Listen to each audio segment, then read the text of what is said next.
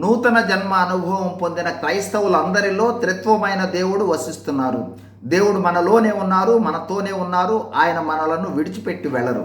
మరో విధంగా యేసు ప్రభువు వారు చెప్పశక్యము కాని వరంగా, పరిశుద్ధాత్మ స్వరూపిగా, దేవునిగా మనలో ఉన్నారు. ఇప్పుడు జాగ్రత్తగా గమనించండి.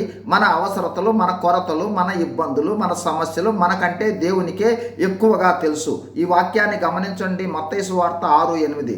మీరు మీ తండ్రిని అడుగక మునుపే మీకు అక్కరగా ఉన్నవేవో ఆయనకు తెలియను. ఈ వాక్యమును బట్టి గమనించవలసినది, మొదట దేవుడు మన పరమ తండ్రి. 2, మనము అడగక మునిపే ఆయనకు మన అక్కరలు తెలుసు. ఎందుకంటే ఆయన మనలో ఉన్నారు. అంతేకాదు, మనకు ఏది అవసరమో, ఎప్పుడు తీర్చాలో, ఎలా తీర్చాలో, ఏది చేస్తే అది మనకు మేలుకరమో ప్రభువుకు తెలుసు. అన్నిటికన్నా ముఖ్యం, దేవుడు సమస్తము సాధ్యం చేయగలిగిన పరమ తండ్రి. ఇప్పుడు మనం ఆలోచిద్దాం. ప్రభువా, నాకు ఇది కావాలి, నాకు అది కావాలని అడుగుదామా? ప్రభువా, మీకు అన్నీ తెలుసు, మీకు అసాధ్యమైనది ఏది లేదు, నాకు, నా కుటుంబానికి, కుటుంబ సభ్యులకు ఏది అవసరమో మీకు తెలుసు అంటూ, నాకున్న అవసరాలు ఇవి ప్రభువా, నాకేమి కావాలనో మీకు తెలుసు, మీ చిత్త ప్రకారం సహాయం చేయమని ప్రార్థిద్దామా?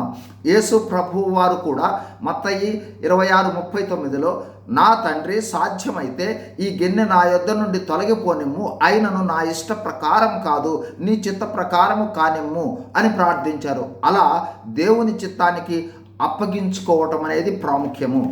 గమనించండి, దేవుడు మనలో ఉంటే మనం పొందు భద్రత అంచనా వేయలేము.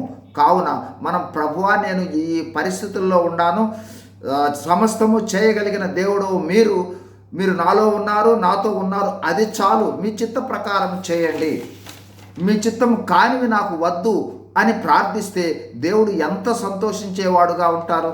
దావీదు చేస్తున్న ప్రార్థనను గమనించండి. కీర్తనలు 73:25. ఆకాశమునందు నీవు తప్ప నాకెవరున్నారు, నీవు నాకుండగా లోకంలోనిది నాకేమీ అక్కర్లేదు. ఇక్కడ ప్రాముఖ్యంగా గమనించవలసినది, ఆకాశమునందు దేవుడున్న అనుభవం సమయంలోనే నీ ఉండగా నాకేమీ అక్కర్లేదు అంటున్నాడు దావీదు భక్తుడు. ఇప్పుడు దేవుడు మనలోనే ఉన్నాడు. దేవుడు ఉంటే సర్వ సమృద్ధి, ఆయన ఉన్నాడనే గ్రహింపు ఉంటే మనకున్న ఏ సమస్య కూడా మనది కాదు, అన్నీ ప్రభువే. కావున ప్రభువుపై మన చింతలన్నీ వేసి మనము నిశ్చింతలోకి వద్దాం. God bless you. Thank you.